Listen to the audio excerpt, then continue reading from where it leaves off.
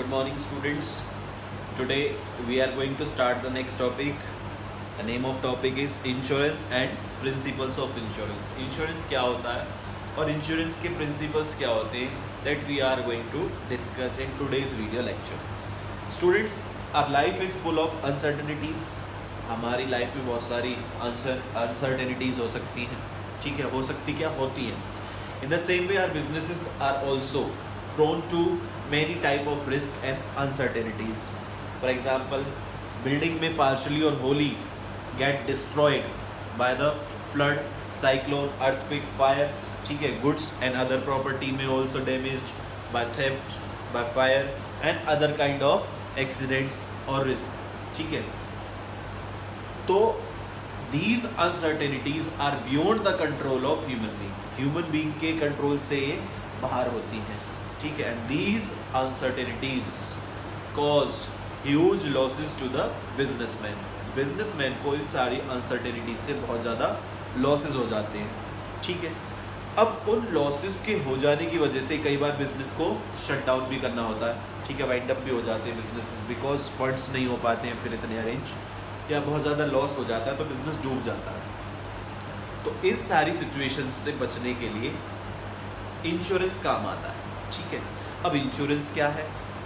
Insurance is a means of providing against the huge losses caused by many types of uncertainties. जो बहुत सारी uncertainties होती हैं, उन अनसर्टेनिटीज की वजह से जो लॉसेस हो जाते हैं, उन लॉसेस को कन्वर्ट करने के लिए गुड, यानी कि उन लॉसेस को रिकवर करने के लिए या उन लॉसेस को अवॉइड करने के लिए generally businessmen take an insurance policy. वो अपने गुड्स का या अपनी प्रॉपर्टी का क्या करा लेते हैं? इंश्योरेंस करा लेते हैं. तो insurance is a means of providing, ये एक ज़रिया है कि हमारे जो भी लॉसेस हो जाते हैं उन लॉसेस को दोबारा से क्या करने के लिए, रिकवर करने के लिए, या उन लॉसेस को अवॉइड करने के लिए, या उन लॉसेस को कन्वर्टिंग इनटू गुड, यानी कि उनको दोबारा से वैसे ही कर देना जैसे हम उस लॉस से पहले थे. बाय नेचुरल और मैन मेड फैक्टर्स हो सकते हैं, यानी कि ये जो लॉसेस होते हैं ये किसकी वजह से होते हैं?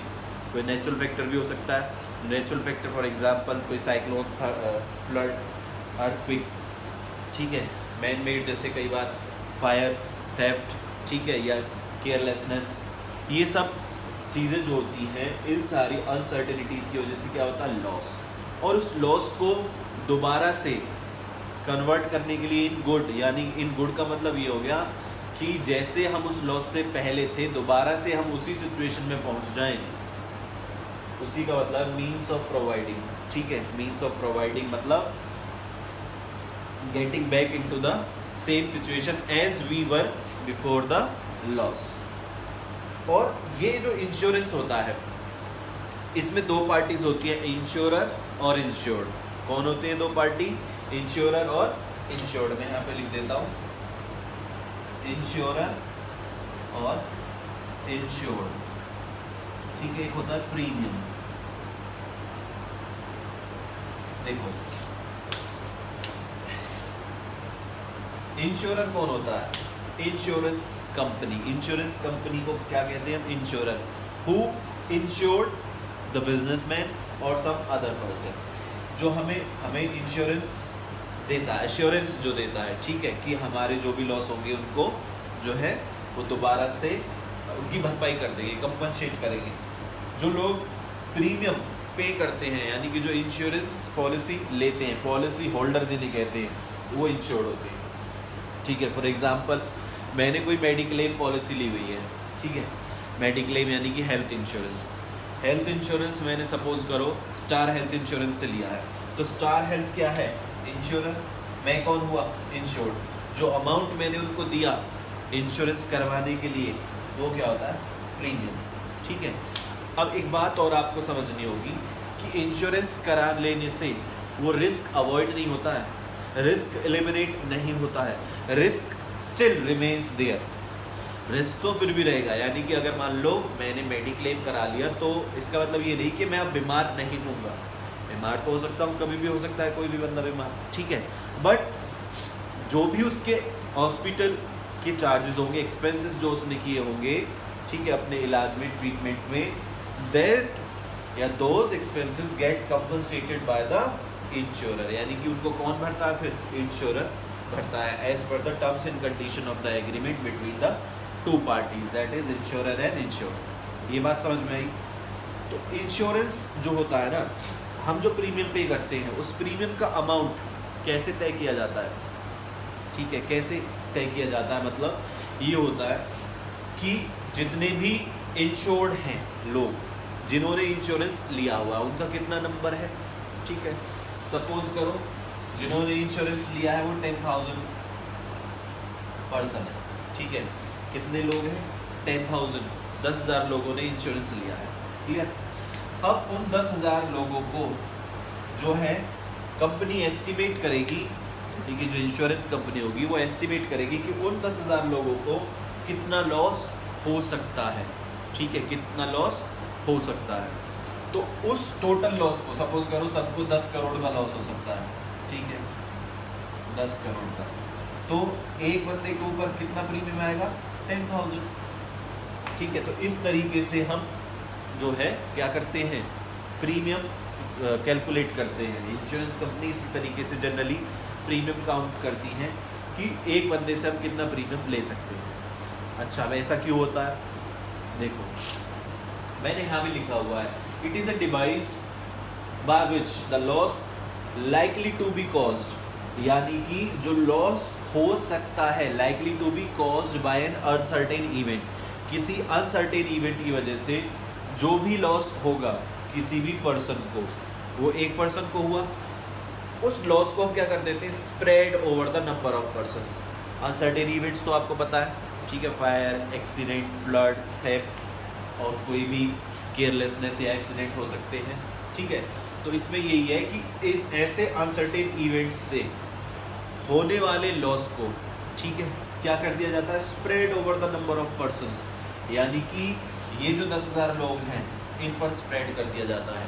कैसे, क्योंकि इन 10,000 लोगों को भी तो वही रिस्क है जो एक पर्सन को है जिसको वो लॉस हो चुका है, ठीक है। सपोज करो कि एक कंपनी है, इंश्योरेंस कंपनी, ठीक है, मैं जैसे सपोज करो स्टार हेल्थ का एग्जांपल ले लेते हैं, यहाँ पे ले लेते हैं स्टार हेल्थ, ठीक है। स्टार हेल्थ एक कंपनी है, स्टार हेल्थ में सपोज करो कि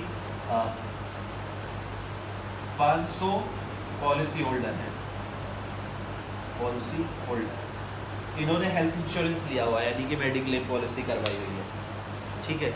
तो कंपनी इन 500 लोगों का एक्सपीरियंस अपने पास रखती है, ऑब्जर्वेशन रखती है कि इन 500 लोगों को एक साल में हमने कितना पेमेंट किया है, ठीक है, यानी कि कितने लोग बीमार हुए और उनको कितना हमने कंपनसेशन दिया, ठीक है। अब नेक्स्ट टाइम जो वो कंपनसेशन, टोटल कंपनसेशन 500 लोगों का होगा, वो डिवाइड कर दिया जाएगा 500 से, तो एक पर्सन का प्रीमियम निकल आएगा, ठीक है। तो ये जो हमारा जो ये रिस्क है, ठीक है, रिस्क लाइक या loss likely to be caused spread हो गया, कई सारे लोगों में बट गया। अब इसका मतलब क्या हुआ कि जो कंपनसेशन हमें मिलता है, the compensation we generally receive from the insurance company is actually not paid by the insurance company. वो इंश्योरेंस कंपनी हमें पे नहीं करती है, वो किसने पे किया है, सारे पॉलिसी होल्डर्स ने मिलकर पे किया है, ठीक है। जैसे सपोज करो इन 500 लोगों से कंपनी ने 10-10 हज़ार रुपये चार्ज किए, तो 10,000 मल्टीप्लाई बाय 500 कितना हो गया, ठीक है, नियर अबाउट 50 लाख। तो 50 लाख रुपए जो है वो कंपनी को मिल गए, ठीक है। अब उन 50 लाख लोग 50 लाख रुपयों से ही तो कंपनी पे ऑफ करेगी कंपनसेशन, तो कंपनी अपने घर से नहीं देती है, वो जनरली हमसे ही कर लेती है। तो एक डिवाइस है इंश्योरेंस, क्या है, insurance is a device by which loss likely to be caused to a single person is spread over the number of persons, ठीक है। तो एक पर्सन को सपोज करो 50,000 रुपये का कोई हॉस्पिटल का बिल भरना है, तो वो 50,000 इस 50 लाख में से ही जाएगा, इंश्योरेंस कंपनी अपने पास से नहीं भरती, क्योंकि इन 500 लोगों को सेम रिस्क है, 500 में से कोई भी बीमार हो सकता है ना, ठीक है। ऐसा तो नहीं है कि मुझे लगता है कि मैं तो जीवन में कभी बीमार होऊंगा ही नहीं, और अगर मुझे ऐसा लगता है तो मैं इंश्योरेंस पॉलिसी कराऊंगा ही नहीं। इंश्योरेंस पॉलिसी कौन कराते हैं, मेडिक्लेम कौन लेते हैं, जिनको लगता है कि भाई कभी बीमार होगी तो हॉस्पिटल का बहुत ज़्यादा खर्चा हो जाएगा, उससे बचने के लिए हम क्या करते हैं, इंश्योरेंस करा लेते हैं, ठीक है। तो ये सारे लोग एक्सपोज्ड हैं सेम रिस्क को। जो भी लोग एक ही तरीके के रिस्क से जूझ रहे होते हैं वो सारे मिलकर, अगर वो चाहते हैं कि हम अपने आप को इंश्योर्ड करा लें, तो सारे मिलकर एक अमाउंट जिसे हम कहते हैं प्रीमियम पे करते हैं। वो प्रीमियम इकट्ठा हो जाता है, एक्यूमुलेट हो जाता है इंश्योरेंस कंपनी के पास, और इंश्योरेंस कंपनी उसी एक्यूमुलेटेड अमाउंट में से पे ऑफ कर देती है, कंपनसेशन इफ अराइज। ठीक है, तो ये तो होता है इंश्योरेंस। इतनी बात समझ में आ गई, ज़्यादा डिटेल में हमें जाना नहीं है, जितना मैंने बताया उतना कर लेना। एग्जाम्पल्स जो हैं उनको आप कोई भी एग्जाम्पल ले सकते हो। अब आते हैं प्रिंसिपल्स ऑफ इंश्योरेंस पे। ठीक है, देखो बेटा, हमारे जो बिजनेसमैन होते हैं वो जनरली इंश्योरेंस क्यों करवाते हैं? क्योंकि इंश्योरेंस वो इसलिए कराते हैं कि इंश्योरेंस क्या है, एक सब्स्टिट्यूट है। सब्स्टिट्यूट क्या, हम एक क्या करेंगे, स्मॉल पेमेंट करेंगे, स्मॉल पेमेंट, और उस स्मॉल पेमेंट को हम क्या कहते हैं, प्रीमियम। उस स्मॉल पेमेंट के बदले हमने क्या करा लिया, इंश्योर्ड करा लिया। क्या, द ह्यूज लॉस। बात समझ में आई? मान लो कि मेरी बिल्डिंग में अगर फायर हो जाए, आग लग जाए बिल्डिंग में, तो मुझे सपोज करो 1 करोड़ रुपए का नुकसान हो सकता है। मैं यहाँ पर 50,000 रुपये की प्रीमियम पे करा के अपनी बिल्डिंग का फायर इंश्योरेंस करा लेता हूँ कि भाई 1 करोड़ तक का नुकसान अगर होता है तो इंश्योरेंस कंपनी मुझे वो पैसा दे देगी। उसके बदले मैं इंश्योरेंस कंपनी को क्या दूंगा, 50,000 रुपीज़। तो ये क्या होता है, एक सब्स्टिट्यूट है। ये तो सब हो गया कि भाई हम स्मॉल पेमेंट करके जो है अपने लॉसेस को या रिस्क को इंश्योर करा सकते हैं, बट उसमें कुछ प्रिंसिपल्स हैं जो हमें ध्यान रखने होते हैं। यहाँ पर देखो, पहला utmost good faith. Utmost good faith मतलब ये है कि जो इंश्योरेंस होता है, it is a contract of utmost good faith, means both the parties मतलब इंश्योरर एंड इंश्योर्ड, इंश्योरेंस करने वाला और कराने वाला, ये दोनों parties, both the parties should show the good faith to each other, यानी कि एक दूसरे पर गुड फेथ होना चाहिए। Means they must not concealed और hide the factual information from each other. जैसे सपोज करो कोई LIC कराता है, ठीक है, लाइफ इंश्योरेंस कॉर्पोरेशन की कोई प्रीमियम हम कराते हैं, और उसे सपोज करो कोई बहुत ज़्यादा क्रॉनिक डिसीज़ है, जैसे सपोज करो उसे हार्ट अटैक की बीमारी है, तो वो तो कभी भी जा सकता है ना। ये बात अगर वो इंश्योरेंस कंपनी से छुपाता है, ठीक है, तो ये क्या हो गया, violation of principles of utmost good faith, क्योंकि वो तो कल को ही या परसों या कभी जल्दी ऊपर चला जाएगा और इंश्योरेंस कंपनी को सारा पैसा पे करना पड़ेगा। ठीक है, तो इंश्योरेंस कंपनी और इंश्योर्ड दोनों पार्टीज़ को एक दूसरे से सारी इंफॉर्मेशन शेयर करनी चाहिए, कोई भी इंफॉर्मेशन छुपानी नहीं चाहिए, कोई भी फैक्ट्स छुपाने नहीं चाहिए। इसको बोलते हैं principle of utmost good faith. Next है इंश्योरेबल इंटरेस्ट। इंश्योरेबल इंटरेस्ट का मतलब ये होता है कि the property for which we are taking insurance, या if we are insuring the property against any uncertain event or any risk, then we must have an insurable interest in that property। ठीक है, ज़रूरी नहीं है a owner can only take a policy और take a insurance policy। ज़रूरी नहीं है कि सिर्फ एक मालिक जो होता है वही इंश्योरेंस पॉलिसी ले। ठीक है, कोई भी थर्ड पार्टी या सेकंड पार्टी ले सकती है if it has an insurable interest associated with that property. इसका एग्जांपल लेते हैं। फॉर एग्जांपल सपोज करो कि आपने कोई फैक्ट्री लीज पर ली है, ठीक है, फैक्ट्री किस पर ली है, लीज पर। उस फैक्ट्री में आपके लाखों का सामान पड़ा हुआ है, गुड्स पड़े हुए लाखों के। फैक्ट्री के मालिक तो आप नहीं है, फैक्ट्री आपने लीज पर ली है, सपोज रेंट पर ली है, ठीक है, तो मालिक तो आप नहीं हुए, मालिक कोई और है, आपने फैक्ट्री को रेंट पे लिया है और आपका करोड़ों का या लाखों का सामान उस फैक्ट्री के अंदर पड़ा हुआ है। ठीक है, अब कल को सपोज करो फैक्ट्री में आग लग जाए, ठीक है, there is a fire in your factory, then जो लॉस होगा वो किसको होगा, आपको होगा या मालिक को होगा?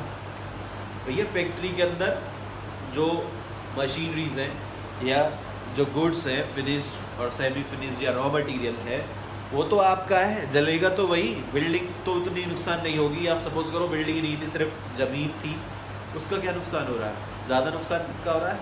आपका हो रहा है, ठीक है। और दूसरा, जब मालिक ने फैक्ट्री आपको रेंट पे दी थी तो उन्होंने ये भी कहा था कि जिस सिचुएशन में मैं दे रहा हूँ, जिस पोजीशन में मैं आपको फैक्ट्री हैंड ओवर कर रहा हूँ, उसी पोजीशन में वापस लूँगा।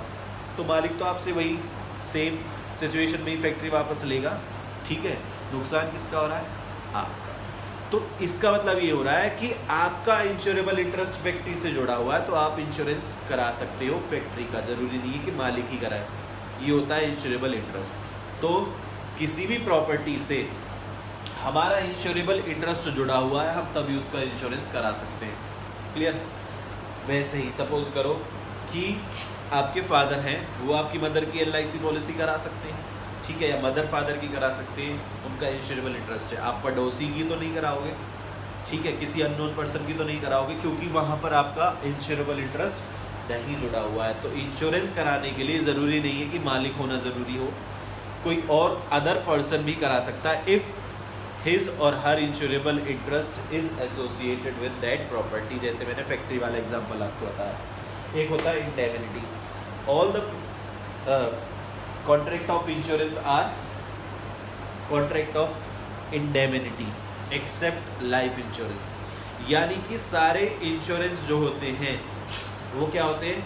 कॉन्ट्रैक्ट ऑफ इंडेमिनिटी होते हैं। इंडेमिनिटी का मतलब ये होता है कि वापस से उसी सिचुएशन में पहुंचाना जिस सिचुएशन में हम पहले थे उस लॉस से, ठीक है।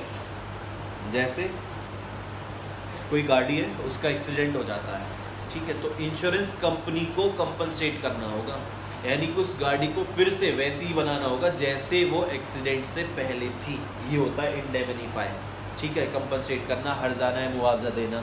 तो all the insurance are the contract of indemnity except life insurance. Life insurance को इसलिए काउंट नहीं किया जाता कि सपोज करो किसी की डेथ हो जाए और उसके फैमिली मेम्बर्स कहें कि आपने कहा था कि अगर कोई डेथ हो जाएगी तो हम उसको वापस से जिंदा कर देंगे, लाइव कर देंगे, वो तो पॉसिबल ही नहीं है ना।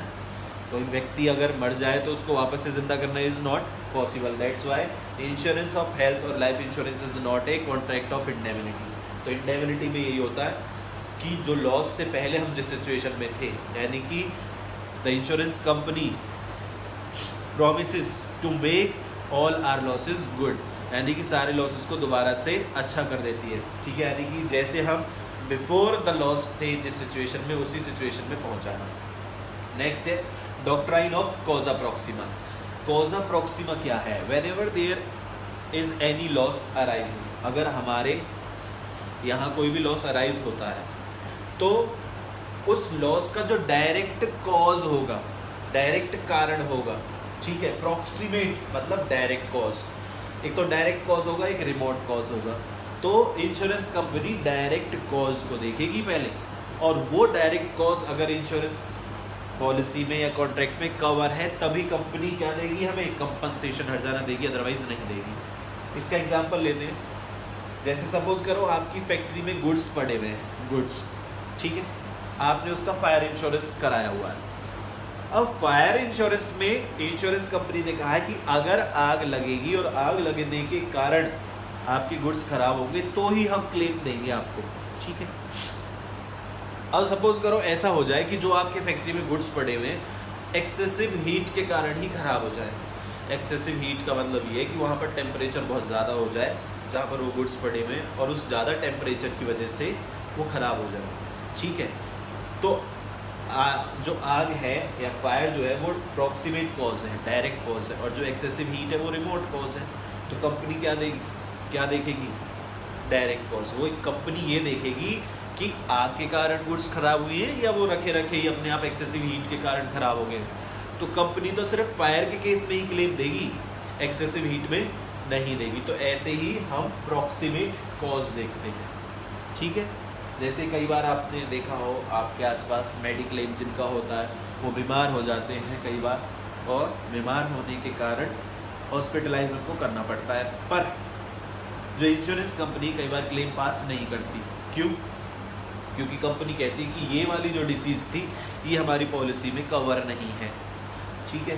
तो कवर नहीं है मतलब वो प्रॉक्सिमेट कॉज में नहीं आ रहा, ये होता है। एक होता है सबरोगेशन। प्रिंसिपल ऑफ सबरोगेशन का मतलब ये होता है after the insurance company compensated and insured for the loss suffered by him, the right of ownership of the कह सकते हैं damaged property passes on to the insurance company, insurance company पर चला जाता है। इसका एग्जांपल लेते हैं, जैसे सपोज करो आपकी कोई कार थी, कार बिल्कुल डैमेज हो गई, ठीक है, बिल्कुल डैमेज हो गई, फुली डैमेज एक्सीडेंट में, ठीक है। इंश्योरेंस कंपनी ने आपको एक नई कार लेकर दे दी, नई कार आपको दे दी, तो यानी कि आपका जो लॉस था वो उसकी तो भरपाई कर चुकी है कंपनी। अब बात आती है उस डैमेज्ड कार की जो एक्सीडेंट में ख़राब हुई थी। अब वो कार किसकी रहेगी? वो कार किसकी हो जाएगी? इंश्योरेंस कंपनी की, आपकी नहीं होगी, क्योंकि आपको जितना लॉस हुआ था उसको तो इंश्योरेंस कंपनी कंपनसेट कर चुकी है, उसका कंपनसेशन तो आपको मिल चुका है। तो जो डैमेज्ड प्रॉपर्टी है या कोई भी डैमेज्ड आइटम है वो किसका हो जाता है? इंश्योरेंस कंपनी का, ठीक है। वो उससे जितना भी पैसा रिकवर कर सकते हैं वो इंश्योरेंस कंपनी का क्वेश्चन है, आपका नहीं। नेक्स्ट है कंट्रीब्यूशन। कंट्रीब्यूशन का मतलब क्या होता है? समटाइम्स ए सिंगल पर्सन में टेक 2 पॉलिसीज, ठीक है, for the same risk. Same risk के लिए 2 पॉलिसी करा लेते हैं, ठीक है। जैसे सपोज करो आपने थेफ्ट का कोई इंश्योरेंस करा रखा है या फिर कोई एक्सीडेंट का इंश्योरेंस करा रखा है 2 इंश्योरेंस कंपनी से, ठीक है। जैसे सपोज करो कि आपने एक्सीडेंट का कोई इंश्योरेंस कराया हुआ है, ठीक है, 2 पार्टी से, ए और बी से। ए को आपने प्रीमियम पे किया 20,000 और बी को आपने प्रीमियम पे किया 10,000, ठीक है। ए को आपने प्रीमियम 20,000 पे कर दिया, बी को आपने प्रीमियम 10,000 पे कर दिया। तो आप एक बात हमेशा याद रखना कि जितना आपको लॉस होता है आप उससे ज़्यादा पैसे इंश्योरेंस कंपनी से ले ही नहीं सकते, ठीक है। उसका एक फंडा यहाँ पर ये होता है प्रिंसिपल ऑफ कंट्रीब्यूशन में कि जैसे सपोज करो आपका एक्सीडेंट इंश्योरेंस है 2 कंपनी से, एक ए है एक बी है। ए को आपने 20,000 प्रीमियम दिया, 10,000 बी को दिया, ठीक है।